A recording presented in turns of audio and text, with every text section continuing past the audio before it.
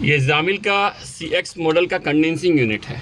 ये इसका TWAHU unit है, ये TWAHU यूनिट है। तो इसके हम लोग वायरिंग के ऊपर बात करते हैं, इसके वायरिंग के ऊपर बात करते हैं।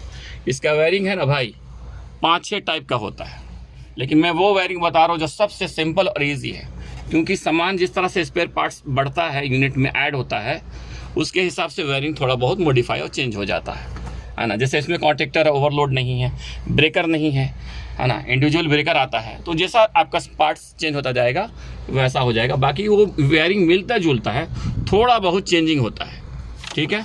तो एकदम सिंपल वे में समझाते हैं, एकदम सब कुछ, वो चाहे पैकेज यूनिट हो, किसी में भी हो, आप उसको इस्तेमाल कर सकते हैं। अगर वायरिंग कुछ कंफ्यूज हो तो दोबारा से आप उसको उस तरीके से कर सकते हैं। तो ओके, सबसे पहले शुरू करते हैं। ओके, वायरिंग डायग्राम के हिसाब से ही चलते हैं। देखो यहाँ L1 L2 यानी इसको, ये 220 लाइन है, L1 L2 220 लाइन।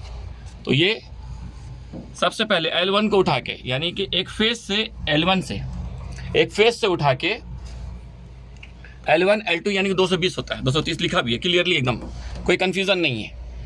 एक L1 से, यानी 3 फेस है ना, L1 L2 L3, एक फेस से एक वायर उठाओ, सबसे पहले 1B में डालो, 1B में क्लियरली वो लेके यहाँ आ रहा है, डायग्राम लेके आ रहा है। L1 से उठा के 1B में डाला, 1B से बाद में 1B के बगल में 1A है, इसके बीच में 1B और 1A में एक जंपर लगेगा, डायग्राम क्लियरली मेंशन भी किया है, जंपर 2 करके। 1B और 1A के बीच में एक जंपर लगेगा SD करके। SD जो है वो है स्मोक डिटेक्टर है, यानी जो स्मोक का जो वायर है, जो इफ़ इनकेस अगर फायर हुआ वो वायर वो यहाँ कनेक्ट होगा 1B और 1A में। वो तो इसका मतलब ये है, यहाँ जब जंपर रहेगा तो जंपर को निकाल लेना है, जंपर को निकाल लो और वहाँ पर SD का वायर लगाना है। तो SD का जो वायर लगेगा वो नॉर्मली क्लोज होगा। इफ़ इन केस अगर गलती से आग लगा तो उसे NO होना चाहिए, और जैसे NO होगा तो वो 1B जो फेस है ये पावर आगे पास नहीं करेगा 1A को, और यूनिट आपका ऑफ हो जाएगा, क्योंकि ये वायर आगे PCB तक जा रहा है। वो आगे समझाएंगे, आपको समझ में आ जाएगा। तो ये मेन लाइन L1 से आ रहा 1B, 1A से आके वो सेम 1B से आके 1A में जा रहा है। ये लाइन 1 निकला, 1A में आया, यहाँ कनेक्ट हुआ, यहाँ से एक जंपर लेके आपको 1A में लगाना है। लेकिन अगर स्मोक डिटेक्टर नहीं है, तो स्मोक डिटेक्टर लगा है तो वो जंपर को निकाल लो, और जंपर को निकाल के, जैसे इसमें जंपर को निकाल लिया गया है ना, जंपर 2 निकाल लिया गया है, क्योंकि इसमें स्मोक का वायर लगाना है। और वहाँ से आपका स्मोक का वायर लगेगा तो नॉर्मली वो NC होना चाहिए, यानी क्लोज होना चाहिए, कंटिन्यूटी दिखाना चाहिए। बाद में आपका वो 1A में गया, 1A से आपको जाएगा, कहाँ पर जाएगा 1A, उसके बाद 1A जाएगा UVM में। 1A देखिए तुम सीधा इजीली 1A आ गया, सेम वायर है ना, 1A आ गया, 1A आया। UVM का जो आउटपुट है, यानी UVM का इनपुट में 1A लगेगा, और आउटपुट जो है वो 1 है, ये 1 है। ये कहाँ जाएगा ATB में, ATB यानी कि ये देखो ATB यहाँ लिखा हो, एक्सिलरी टर्मिनल ब्लॉक में जाएगा, ये वाला में, ये 1 नंबर है। यानी कि UVM का ये वायर आप निकाल के आप 1 में लगा दीजिए, यहाँ दोनों में, क्योंकि यहाँ पे जंपर यानी ये दोनों एक ही लाइन है, ये 1 जो है दोनों एक ही लाइन है, लग गया। अब अगर देखा जाए 1B से 1A तक सेम लाइन है, वो सीरीज में है, वो फेस है, घूम के वापस इसमें 1A में आया, वो घूम के उसमें गया, और ये भी सीरीज लाइन है। नॉर्मली ये भी क्लोज रहेगा, जब वोल्टेज 3 फेस रहेगा, सब कुछ ओके रहेगा, फेस सीक्वेंस कुछ भी प्रॉब्लम नहीं रहेगा, सब कुछ ओके है। तो ये दोनों पॉइंट में कंटिन्यूटी दिखाना चाहिए, ये दोनों पॉइंट में कंटिन्यूटी दिखाना चाहिए, ये मतलब ये ओके है। कंटिन्यूटी अगर नहीं दिखा रहा तो ये प्रॉब्लम है, किसी वजह से भी वो, तो चाहे फेस सीक्वेंस रॉन्ग हो, उल्टा हो, लो वोल्टेज हो, हाई वोल्टेज हो, जो भी इसका काम है, ओके, वो एक सेफ्टी डिवाइस है। तो 1B से 1A तक सेम फेस है वो वहाँ तक।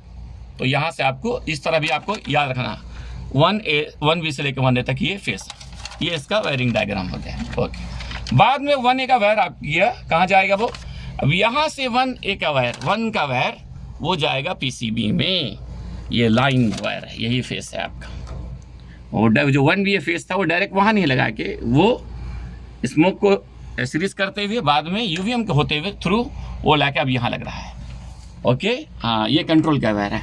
अगर वही है तो अगर गलती से फायर हुआ तो ये आगे पावर पास नहीं करने देगा, 1 को आगे पावर पास नहीं करने देगा। और ये एक जो सेफ्टी डिवाइस है, ये अगर किसी वजह से ये काम कर रहा है, इफ़ इनकेस फेस स्ट्रॉन्ग हो गया, हाई हो गया, लो हो गया, तो ये भी आगे पावर पास नहीं करने देगा। और जैसे यहाँ पावर पास नहीं करने देगा आपका पीसीबी में, जब फेस ही नहीं पहुँचेगा तो पीसीबी क्या ऑफ हो जाएगा, आपका यूनिट ऑफ हो जाएगा। तो ये 1 का कहानी यहाँ तक पहुँच गया। अब रहा 2 को। 2 का याद रखो, ये 2 है, ये भी पूरा कॉमन लाइन है, एक ही लाइन है, देखो जंपर डाला हुआ है, ये एक ही लाइन है। ओके, तो ये न्यूट्रल लाइन है जो ब्लैक वाला देखो यहाँ से उठाया है, एनटीबी से न्यूट्रल टर्मिनल ब्लॉक से उठाया है, और ये डायरेक्ट लाके वो यहाँ पर लगाया है, चाहे ऊपर चाहे नीचे कहीं भी लगा सकते हो, वो ऊपर लगाया है। ठीक है, अब बाकी जितने जो 2 नंबर है, यानी वो एक ही लाइन है, 2 नंबर से उठा के सबको देखो कंप्रेसर कॉन्ट्रैक्टर में लगाया, कॉइल में है ना, ये 2 नंबर है ना। ओके, यहाँ लगाया है, यहाँ लगाया है, देखो सब में 2 नंबर, यानी कि जो भी फैन का है या आपका कंप्रेसर का है, 1 2 3 4। ओके, तो सब इसके जो कॉन्ट्रैक्टर का जो कॉइल है, सब में आपको एक वायर लगाना होगा टर्मिनल 2 का, यानी न्यूट्रल का वायर। एक तरफ 2 वायर चाहिए ना, तो एक न्यूट्रल का वायर सब में लगा दीजिए, तो आपका 2 का काम ख़त्म हो गया। ओके, यहाँ तो आप समझ गए 1 और 1V 1 और 1 और 2 का आपका वायरिंग ये हो गया। अब रहा जो काम है, और वहाँ से एक 2 को उठाते हुए पीसीबी में यहाँ डाल दीजिए, पीसीबी में, और यहाँ लिखा भी है N, यानी कि न्यूट्रल टर्मिनल। ओके, बाद में इस पीसीबी में देखो 2 जैक नज़र आ रहा है, 2 जैक, ये आपका ट्रांसफार्मर का वायर है, ये आपका ट्रांसफार्मर का वायर है, वो इनबिल्ट कनेक्शन है। जब जैसे इसको 220 मिलेगा, इसको भी 220 मिल जाएगा। जो ये 220 यहाँ पर देखो लिखा हो 240, आउटपुट 24 वोल्ट 30 वी है इसका। Okay, volt. ओके, बाद में जैसे इसको 220 मिला, तो जिसका जो आउटपुट होगा, ये जो 3 वायर दिख रहा है, इसमें दोनों ब्लू में आपको 24 वोल्ट देगा, आउटपुट करेगा, यानी इस पीसीबी को ये 24 वोल्ट आउटपुट करेगा ट्रांसफार्मर। जैसे यहाँ पर 24 वोल्ट आया, और इससे आप ब्लू और ब्लैक से जब चेक करेंगे, तो उसमें आपको वो लगभग आपको 10 से 15 वोल्ट दिखाएगा।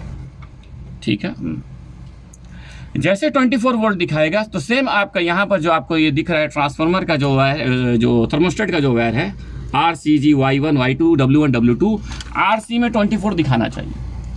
अगर यहाँ दिखा रहा है तो यहाँ पर भी दिखाना चाहिए, क्योंकि यही वोल्टेज थर्मोस्टेट में जाएगा। यहाँ से पीसीबी से थर्मोस्टेट पावर ले रहा है। इफ़ इनकेस अगर यहाँ दिखा रहा है, यहाँ पर पीसीबी के इस जैक में 24 वोल्ट दोनों ब्लू में, लेकिन यहाँ नहीं दिखा रहा है, तो मतलब आपका पीसीबी ख़राब है। जो अंदर से जो इनबिल्ट कनेक्शन है RC का, वो पावर पास नहीं कर रहा है, किसी वजह से हो सकता है शॉर्ट वगैरह वो डैमेज हो। तो सिंपल याद रखने, अगर ये दोनों पॉइंट में, दोनों ब्लू के पॉइंट में, ऊपर और थर्ड वाला में अगर 24 दिखा रहा है लेकिन आगे नहीं पहुँचा पा रहा है, तो मतलब है आपका पीसीबी में कन्फर्म है, प्रॉब्लम है। 1 मिनट, एक बात और भी हो सकता है। ओके, एक बात और हो सकता है कि वायर वगैरह भी आपका डैमेज होने से ऐसा होता है। हाँ, थर्मोस्टेट का जो वायर कनेक्ट करते हैं, वो डैमेज होने से भी आपका ऐसा होता है। ठीक है, ओके, कभी कभी आपको वोल्टेज सही नहीं दिखाएगा, तो वायर को डिस्कनेक्ट करके आप वोल्टेज चेक कीजिए। ओके, वायर को डिस्कनेक्ट करके एक बार चेक कर लीजिए, वायर मतलब निकाल के दोबारा RC देखिए। अगर RC नहीं दिखा रहा तो कन्फर्म पीसीबी खराब है। कभी कभी माइनर से ग्राउंड होता है, तो RC में आपको वोल्टेज नहीं दिखाता है।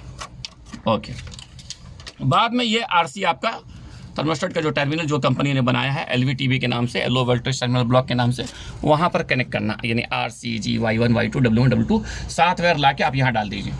थर्मोस्टेट का आप वायर यहाँ इस टर्मिनल में LVTB में डाल दीजिए। डायरेक्ट भी डाल सकते हैं, लेकिन वो एक टर्मिनल ब्लॉक दिया हुआ है ताकि थोड़ा अच्छा लगे देखने में, है ना, ला के दिया हुआ है। अब बाद में सेम वायरिंग थर्मोस्टेट में भी RCG Y1 Y2 W1 W2 करके 7 वायर है। इसमें हीटर का नहीं लगाया, हीटर को इसकी ज़रूरत नहीं है, इस यूनिट में कस्टमर को हीटर नहीं चाहिए, इसलिए आपको सिर्फ 5 वायर का इस्तेमाल किया, RCG Y1 Y2। ये आपका इसका कनेक्शन हो गया। ओके, बाद में ये देखो, यही बस मेन है, कुछ ज़्यादा सा कुछ कंट्रोल ये नहीं, यही मेन है। ये नॉर्मली क्लोज रहता है, टोटल पॉइंट ये क्लोज ही रहता है, क्लोज रहना चाहिए। अगर सब कुछ नॉर्मल है तो, नॉर्मल नहीं है तो वो क्लोज नहीं रहेगा।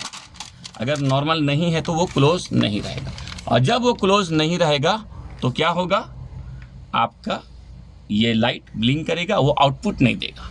जब ये पूरा इसमें NC रहेगा, नॉर्मली क्लोज रहेगा, तभी ये आउटपुट देगा।